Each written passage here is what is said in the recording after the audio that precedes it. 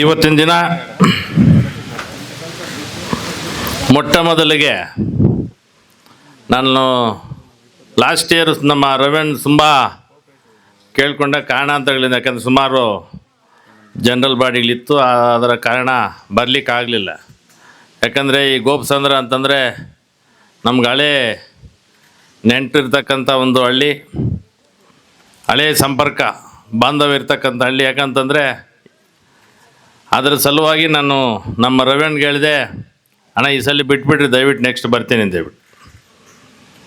ಈ ಒಂದು ಸಂದರ್ಭದಲ್ಲಿ ಇವತ್ತಿನ ದಿನ ಈ ಒಂದು ಕಾರ್ಯಕ್ರಮದ ಅಧ್ಯಕ್ಷತೆ ವಹಿಸಿರ್ತಕ್ಕಂಥ ನಮ್ಮ ರವೀಣ್ಣವರೇ, ಅದೇ ರೀತಿ ಈ ಒಂದು ಕಾರ್ಯಕ್ರಮಕ್ಕೆ ಬಂದಿರತಕ್ಕಂಥ ನಮ್ಮ ವೆಂಕಟರಾಮ್ ಅವರೇ, ನಮ್ಮ DM ಸಾಹೇಬ್ರೆ, ಇಲ್ಲಿನ ಯುವಸ್ ಎಲ್ಲರೂ ಬಂದಿದ್ದಾರೆ, ನಮ್ಮ ಅಂಗನಹಳ್ಳಿ ಅಶೋಕಣ್ಣವರು ಬಂದಿದ್ದಾರೆ, ನಮ್ಮ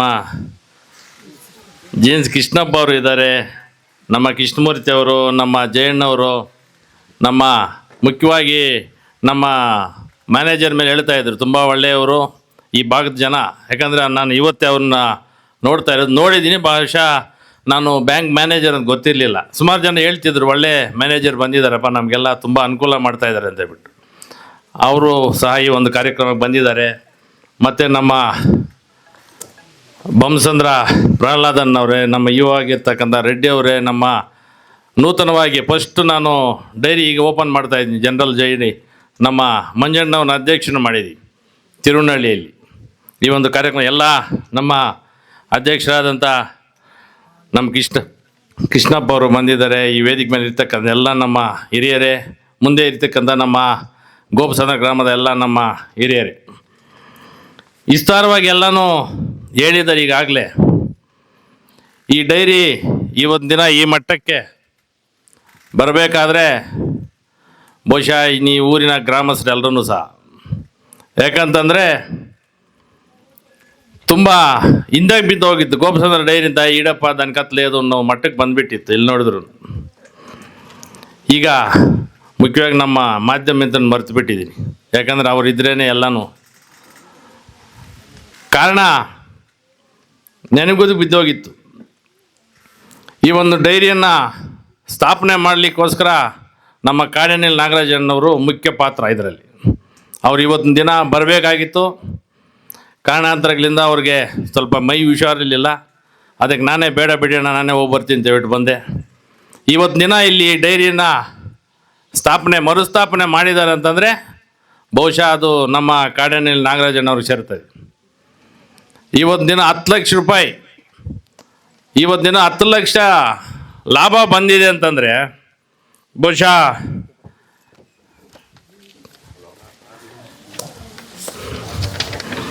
ಕಡಿಮೆ ಮಾತಲ್ಲ, 10% ಬಂದಿದೆ. ಎಲ್ಲ ಹೋಗಿ 6.5 ಲಕ್ಷ ರೂಪಾಯಿ ಉಳಿದಿದೆ. ಬಹುಶಃ ಏನು ಬ್ಯಾಂಕಲ್ಲಿ 5.5 ಲಕ್ಷ ಫಿಕ್ಸೆಡ್ ಮಾಡಿದ್ದೀವಿ ಅಂತ ಹೇಳ್ತಿದ್ದಾರೆ. ಇನ್ನು ಇರ್ತಕ್ಕಂಥ ಮುಂದಿನ ದಿನಗಳಲ್ಲಿ ವರ್ಷಕ್ಕೆ 6.5 ಲಕ್ಷ ಬಂದರೆ ನೀವೇ ತಿಳ್ಕೊಳ್ಳಿ. ಬಿಲ್ಡಿಂಗ್ ಯಾವುದು ಇದೆನಾ? ಮೊದಲು ಹಳೆ ಬಿಲ್ಡಿಂಗ್ ಇರಲಿಲ್ವಣ್ಣ? ಹಾಂ, ನನ್ನ ಕೈಲಾದಷ್ಟು ನಿಮ್ಮೆಲ್ಲರ ಒಂದು ಆಶೀರ್ವಾದ, ಈ ಭಾಗದ ಎಲ್ಲ ಅಧ್ಯಕ್ಷರ ಆಶೀರ್ವಾದನೂ ಸಹ ಜಾಸ್ತಿ ಇದೆ. ನಾನು ನಿರ್ದೇಶಕನ ಹಾಕಬೇಕಂದ್ರೆ ನಮ್ಮ ಅಂಗನಹಳ್ಳಿ ಅಧ್ಯಕ್ಷರು, ಮಾಜಿ ಅಧ್ಯಕ್ಷರು ಎಲ್ಲ ಇದ್ದಾರೆ, ಅವರೆಲ್ಲರ ಒಂದು ಸಹಕಾರ, ಈ ಭಾಗದಲ್ಲಿ ಎಲ್ಲರೂ ಸಹ ಅಧ್ಯಕ್ಷರುಗಳು ನನ್ನ ಮೇಲೆ ವಿಶ್ವಾಸ ಇಟ್ಟು ನನ್ನನ್ನು ಗೆಲ್ಲಿಸಿದ್ದಾರೆ. ಅವ್ರಿಗೆ ನಾನು ಸದಾ ಚಿರಋಣಿಯಾಗಿರಲಿಕ್ಕೆ ಬಯಸ್ತೀನಿ ಅಂತ ಹೇಳ್ತಾ, ಈಗಾಗಲೇ ರೈತರ ಕಷ್ಟ ಏನು ಅಂತಂದರೆ ಈಗಾಗಲೇ ಗೊತ್ತಾಗೋಗಿದೆ. ಈ ನಮ್ಮ ರಾಜಕಾರಣಿಗಳು ಹೇಳ್ತಾರೆ, ರೈತರು ಬೆನ್ನೆಲುಬು, ಈ ರಾಜ್ಯಕ್ಕೆ ರೈತರೇ ಮುಖ್ಯ. ಬಿಡದಿಯಲ್ಲಿ ನೋಡಿದ್ರೆ ಗೊತ್ತಾಗತ್ತೆ ರೈತರ ಒಂದು ಕಷ್ಟ ಏನು ಅಂತ. ರೈತರೇನು ನಮಗೆ ಪರಿಹಾರ ಕೊಡಿ, ನಮಗೆ ಬದುಕಲಿಕ್ಕೆ ದುಡ್ಡು ಕೊಡಿ ಅಂತ ಕೇಳ್ತಾ ಇಲ್ಲ. ನಮ್ಮ ಇರ್ತಕ್ಕಂಥ ಜಮೀನನ್ನು ನಮಗೆ ಬಿಟ್ಟು ಕೊಡಿ ಅಂತಂದ್ರೂ ಅಲ್ಲಿನ ಪರಿಸ್ಥಿತಿ ಈಗಾಗಲೇ ತಾವೆಲ್ಲರೂ ಕಂಡಿರ್ತೀರ. ಈ ಒಂದು ಪರಿಸ್ಥಿತಿ ವ್ಯವಸ್ಥೆ ಕೆಟ್ಟೋಗಿದೆ. ವ್ಯವಸ್ಥೆ ಕೆಡಬೇಕಾದ್ರೆ ಮುಖ್ಯ ಕಾರಣ ನಾವು ಅಂದರೆ ಜನ. ಈಗ ಏನಾಗ್ಬಿಟ್ಟಿದೆ ಅಂದರೆ, ಎಕ್ಸಾಂಪಲ್ ಒಂದು ಹೇಳಿ, ತಮಿಳ್ನಾಡು ನೋಡಿ, ಸರ್ಕಾರ ₹1 ದುಡ್ಡು ತಗೊಳ್ಳದೆ ಓಟ್ ಆಗಿರ್ತಕ್ಕಂಥವ್ರು ಇವತ್ತಿನ ದಿನ ಮುಖ್ಯಮಂತ್ರಿ ಕೆಲಸ ಮಾಡ್ತಾ ಇದ್ದಾರೆ. ಆ ತಮಿಳ್ನಾಡಲ್ಲಿ ಹೋಗಿ ಕೇಳಿ ಏನು ಯಾವ ರೀತಿ ಇಲ್ಲಿನ ಆಡಳಿತ ನಡೀತಿದೆ ಅಂತ ಹೇಳ್ಬಿಟ್ಟು. ಈಗ ರೈತರು ಎಲ್ಲರೂ ಬಹುಶಃ ಒಂದು ಆಫೀಸ್ ಹತ್ರ ಹೋದರೆ ಬೆಳಿಗ್ಗೆಯಿಂದ ಸಾಯಂಕಾಲವರೆಗೂ ಕಾಯಬೇಕು, ಕಾದರೂ ಕೆಲಸ ಆಗಲ್ಲ. ಕೂಲಿ ನಾಲೆ ಬಿಟ್ಟು ಒಬ್ಬ ಅಧಿಕಾರಿ ಆಫೀಸ್ಗೆ ಹೋಗ್ಬಿಟ್ಟು ಕಚೇರಿಗೆ ಹೋಗಿ ಬೆಳಿಗ್ಗೆಯಿಂದ ಸಾಯಂಕಾಲ ಇದ್ರೂ ಕೆಲಸ ಆಗಲ್ಲ.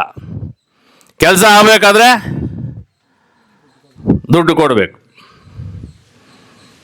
ಆ ದುಡ್ಡು ಕೊಟ್ಟರು ಯಾವಾಗ ಆಗೋದು? ಇವತ್ತಲ್ಲ, ಇವತ್ತಾಗೋ ಕೆಲಸ ಇನ್ನು 6 ತಿಂಗಳಿಗೆ ಆಗ್ತದೆ. ಆ ಅಧಿಕಾರಿ ಅಲ್ಲಿ ಇರ್ತಾರೋ ಇರಲ್ವೋ? ಇಂಥ ಸಮಸ್ಯೆಗಳು ಯಾಕಂದರೆ ಎದುರಿಸ್ತಾ ಇದ್ದೀವಿ ನಾವೆಲ್ಲ ರೈತರಾಗಿದ್ದು ಅಂತ ಹೇಳ್ಬಿಟ್ಟು. ಅಂದರೆ ದಯವಿಟ್ಟು ನಮ್ಮ ಜನ ಫಸ್ಟ್ ಅದನ್ನು ದುಡ್ಡು ತಗೊಂಡು ಓಟ್ ಹಾಕ್ತೀವಲ್ಲ, ಅದನ್ನು ಬಿಡಬೇಕು. ಫಸ್ಟು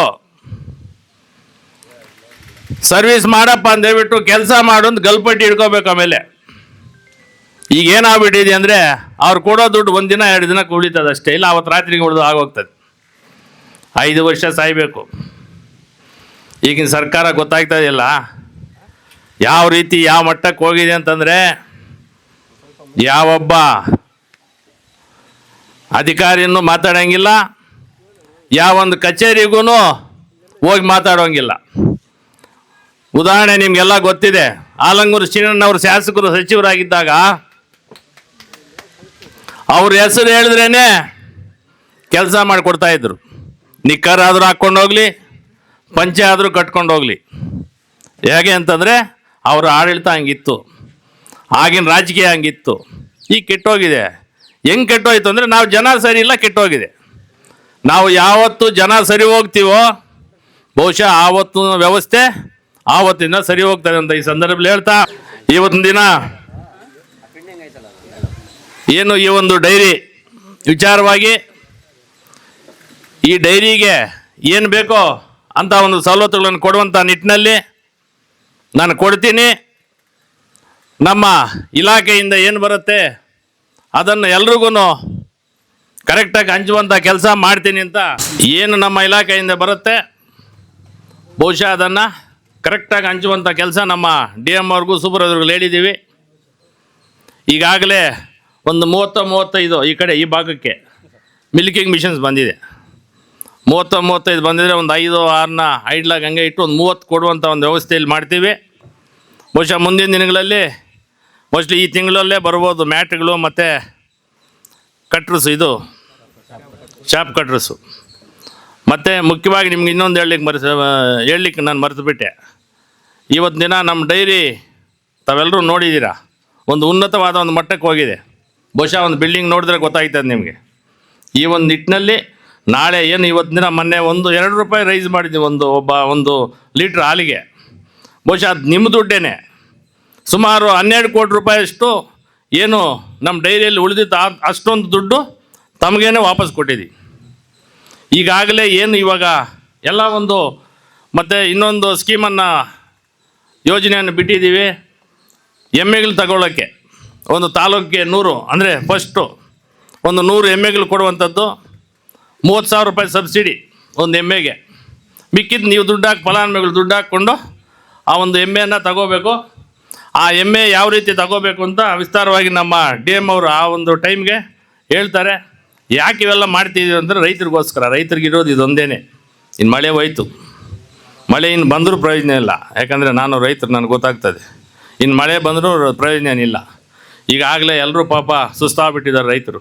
ಈ ಒಂದು ನಿಟ್ಟಿನಲ್ಲಿ ನಮ್ಮ ಕೈಲಾದಷ್ಟು ಶಕ್ತಿ ಮೀರಿ ಕೆಲಸ ಮಾಡುವಂಥ ಕೆಲಸ ಮಾಡ್ತೀವಿ. ನಿಮಗಂತೂ ಮೋಸ ಮಾಡಲ್ಲ ರೈತರಿಗೆ. ಯಾಕಂದರೆ ರಾತ್ರಿ ಹಗಲು ದುಡಿದು ಹೆಂಗಸರು ಮುಖ್ಯವಾಗಿ ಪಾಪ 3-4 ಗಂಟೆಗೆ ಎದ್ದು ಆ ಒಂದು ಹಾಲನ್ನು ಹಾಕಿ ಆ ಒಂದು ಅದರಲ್ಲಿ ಬರ್ತಕ್ಕಂಥ ದುಡ್ಡನ್ನು ಜೀವನಕ್ಕೆ ಪ್ಲಸ್ ಮಕ್ಕಳು ಓದಲಿಕ್ಕೆ ಇನ್ನೊಂದಕ್ಕೆ ಮತ್ತೊಂದು ಎಲ್ಲಕ್ಕೂ ಉಪಯೋಗ ಮಾಡ್ಕೊತಾ ಇದ್ದೀರಿ.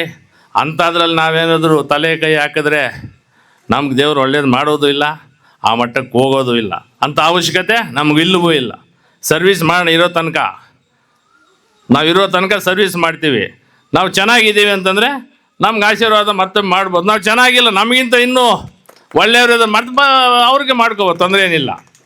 ನಾವೇನು ಇದರಿಂದ ಏನಾದರೂ ಮಾಡಬೇಕು ಅಂತ ಬಂದಿದ್ರೆ ನಮ್ಗೆ ಬೇಕಪ್ಪ ಅಂತ ಒದ್ದಾಡಿ ಅಲ್ಲೋಗಿ ಇಲ್ಲೋಗಿ ಏನೋ ಮಾಡ್ಕೋಬೇಕು ಅಂಥ ಒಂದು ಗುಣ ನಮ್ದು ಇಲ್ಲವೂ ಇಲ್ಲ, ಆ ಮಟ್ಟಕ್ಕೆ ಹೋಗೋದು ಇಲ್ಲ ನಾವು. ಈ ನಿಟ್ಟಿನಲ್ಲಿ ನಿಮ್ಗೇನು ಡೈರಿ, ಈಗ ಡೈರಿ ಹೊಸ ಡೈರಿ ಒಂದು ಕಟ್ಟಲಿಕ್ಕೆ ಅಂತ ಕಟ್ಟಡ ವಿಚಾರವಾಗಿ ಅಣ್ಣವ್ರು ಹೇಳಿದ್ರು. ಬಹುಶಃ ನನಗೂ ಗೊತ್ತಿದೆ ಸ್ವಲ್ಪ ಸ್ವಲ್ಪ. ನಮ್ಮೂರಲ್ಲಿ ರೆಡ್ಡಿ ಜನ ಡೈರಿ ಕಟ್ಕೊಂಡು ಅಂತ ಜಾಗ ಕೊಟ್ಟಿದ್ದಾರೆ, ತುಂಬಾ ಆಗಿದೆ. ಈ ಹಿಂದಿನ ಅಧ್ಯಕ್ಷರು ಅದನ್ನ ಕೊಡ್ತೀವಿ ಅಂತ ಇದು ಮಾಡಿದ್ರು, ಕಟ್ಟಿಲ್ಲ. ಈ ಮೊನ್ನೆ ಕೇಳಿದ್ರೆ లేదు మా ಕಮಿಟಿ వచ్చిನ ಕಟ್ಕೊಟ್ಟಾನಪ್ಪ ಅದು ಅವ್ರ ರಿಪೇರ್ ಮಾಡ್ಕೊಂಡಿದ್ರೆ ಜನಗಳು ಬದುಕಲು ಎಲ್ಲ ಕಟ್ಕೊಂಡಿದೆ. ಅದು ಸ್ವಲ್ಪ ಈಗ ನೀವು ಅಣ್ಣ ನೀವು ಊರಿನವರೆಲ್ಲ ಸೇರಿಬಿಟ್ಟು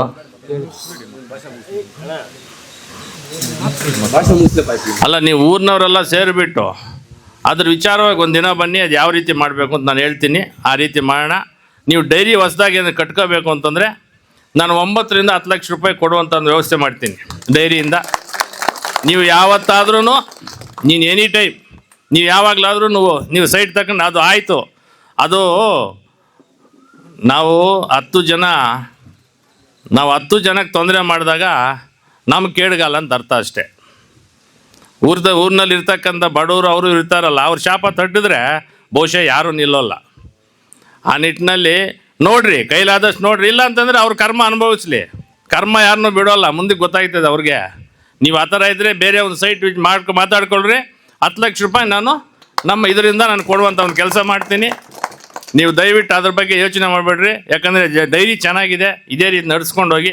ಒಳ್ಳೆಯವನು ಈಗ ಆಯ್ಕೆ ಮಾಡಿದರೆ ಒಳ್ಳೆ ರೀತಿಯಲ್ಲಿ ಒಳ್ಳೆಯ ಒಂದು ಕಮಿಟಿಯನ್ನು ಆಯ್ಕೆ ಮಾಡ್ಕೊಂಡು ಹೋಗಿ.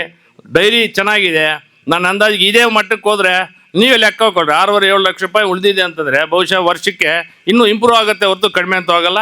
ಈ ನಿಟ್ಟಿನಲ್ಲಿ ಒಳ್ಳೆಯ ರೀತಿಯಲ್ಲಿ ನೀವು ಕೆಲಸ ಮಾಡ್ಕೊಂಡು ಹೋಗ್ತಾ ಇದ್ದೀರ ಅಂತ ಈ ಸಂದರ್ಭದಲ್ಲಿ ಹೇಳ್ತಾ, ಏನು ಇಲ್ಲಿ ಕರೆಸಿ ಇವತ್ತು ದಿನ ನನ್ನನ್ನು ಕರೆಸಿ ಈ ಒಂದು ದಿನ ನಾನು ಮಾತಾಡಲಿ ಅವಕಾಶ ತಮ್ಮೆಲ್ರಿಗೂ ಒಂದಿಷ್ಟು ನಾನು ಮಾತನ್ನು ಮುಗಿಸ್ತಾ ಇದ್ದೀನಿ. ಜೈ ಹಿಂದ್, ಜೈ ಕರ್ನಾಟಕ.